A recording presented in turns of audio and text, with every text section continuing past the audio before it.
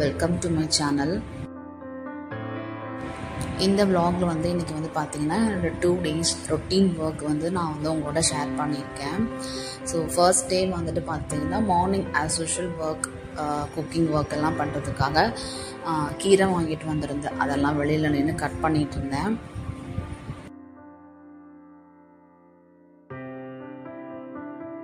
சமையலுக்கு தேவையான காய்கறி எல்லாம் கட் பண்ணி வச்சுட்டு நல்லா ஸ்ட்ராங்காக ஒரு ஃபில்டர் காஃபி போட்டு குடிச்சிட்டு தான் நான் குக்கிங்கே ஸ்டார்ட் பண்ணேன்.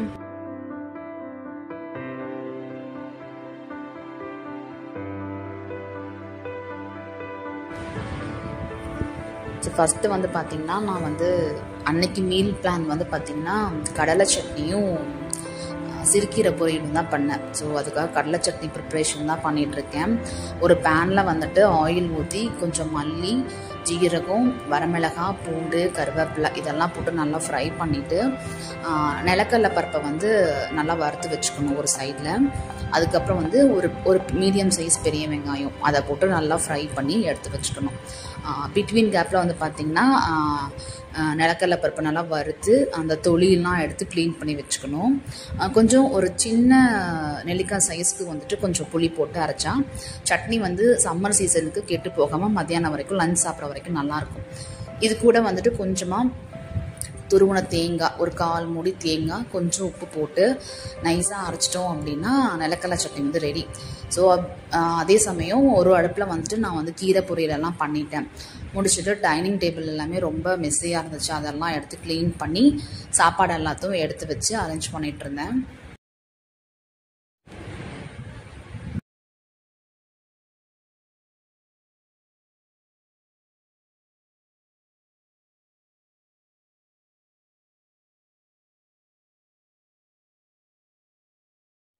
ஸோ ரைஸ் குக்கரில் இருந்து நான் யூஸ்வலாக ஹாட் பேக் சேஞ்ச் பண்ணி வச்சுருவேன்.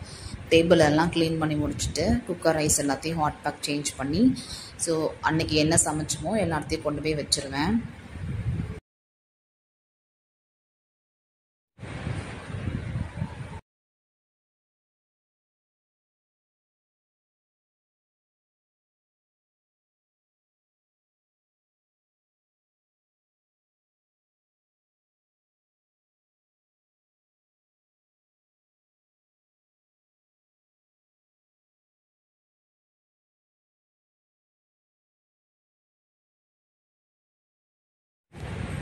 அன்னைக்கு குக்கிங் பார்த்திங்கன்னா கீரை பொரியல், நிலக்கடலை பருப்பு சட்னி, ரசம், தயிர் சாதம் சிம்பிளாக அதை வச்சே முடிச்சாச்சு.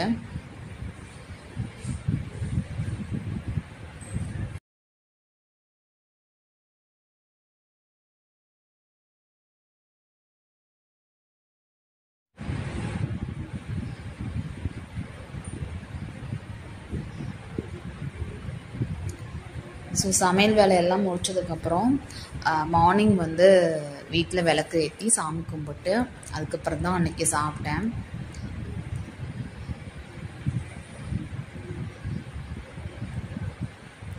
சாப்பாட்டு வேலையெல்லாம் முடிச்சுட்டு பூஜை வேலையெல்லாம் முடிச்சுட்டு பார்த்திங்கன்னா எங்கள் தோட்டத்தில் நாங்கள் பாசிப்பயிறு போட்டிருந்தோம். ஸோ அது கொஞ்சம் அதெல்லாம் முத்திட்டனால எல்லாமே எடுத்து வச்சு அந்த செடியிலேருந்து காயெல்லாம் பறித்து தனியாக எடுத்து வச்சோன்னா நல்லா வெயிலில் காய வச்சு அடித்தோன்னா நம்ம வீட்டை யூஸ் பண்ணிக்கலாம். அந்த காயை பொரிச்சதுக்கப்புறம் மீதி செடியை பார்த்திங்கன்னா எங்கள் வீட்டில் இருக்கிற ஆட்டுக்குட்டி, மாடு எல்லாத்துக்குமே கொண்டு போய் போட்டுருவாங்க.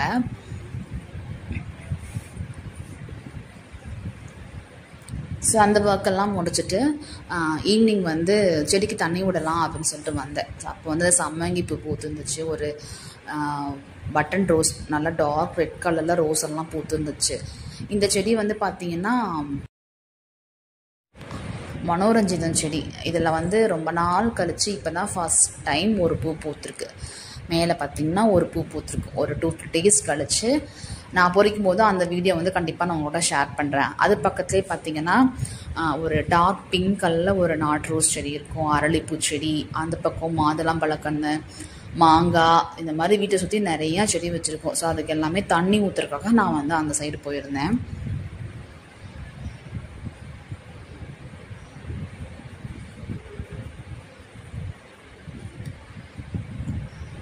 அப்புறம் பவளமல்லி, நிறையா செடி இருக்குது இந்த பக்கம், சவுக்கு மரம் எல்லாமே இருக்கும். ஸோ தண்ணி திறந்து ஓஸ் போட்டு விட்டோன்னா அது ஃபுல்லாக பாத்தி மாதிரி ஃபுல்லாக பாஞ்சிட்டே இருக்கும்.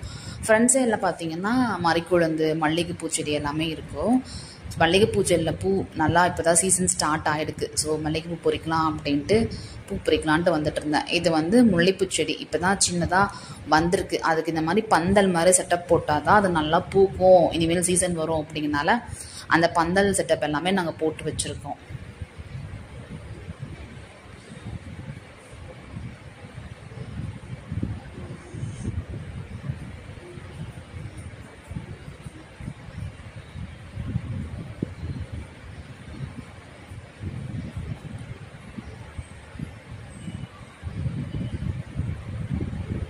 அதுக்கப்புறம் முன்னாடி வந்து பார்த்திங்கன்னா இந்த ஆரஞ்சு ரோஸ் பூ இருந்துச்சு. ஸோ இந்த 2 ரோஸ் பூவெல்லாம் பறிச்சுக்கிட்டு கொஞ்சமாக மல்லிகை பூவையும் பறித்து கொண்டு வந்து கோக்கலாம் அப்படின்னு சொல்லிட்டு வச்சுட்டு இருந்தேன். அதுக்கப்புறம் பார்த்திங்கன்னா எங்களுதில் செடி மிளகா நாற்று விட்டுருந்தோம். அதில் வந்து வரமிளகாலாம் பழுத்த மிளகாலாம் பொறிச்சு காய வச்சுருந்தோம். அதில் நல்லா காஞ்ச மிளகாலாம் எடுத்து கவரில் போட்டு பேக் பண்ணிட்டோன்னா நம்ம ரெகுலராக சமைக்க யூஸ் பண்ணலாம் அப்படின்னு சொல்லி அது எல்லாமே நீட்டாக எல்லாம் எடுத்து போட்டு பேக் பண்ணி வச்சுட்டு, மல்லிகைப்பூ வந்து ரொம்ப குட்டியாக கொஞ்சம் தான் இருந்துச்சு. அதனால் சின்ன ரவுண்டாக போட்டால் நல்லா அழகாக இருக்கும் அப்படின்னு சொல்லிட்டு பூ கோக்குற வேலையில் நான் வந்து உட்காந்துட்டேன்.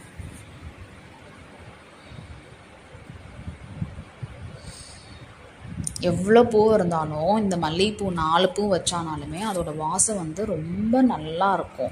அந்த மாதிரி சின்ன ரவுண்டாக கோர்த்து அந்த மல்லிகைப்பூ எல்லாத்தையும் பூ ஸ்டோர் பண்ணுற கண்டெய்னரில் போட்டு எல்லாமே லாக் பண்ணி எடுத்து ஃப்ரிட்ஜில் வச்சாச்சு.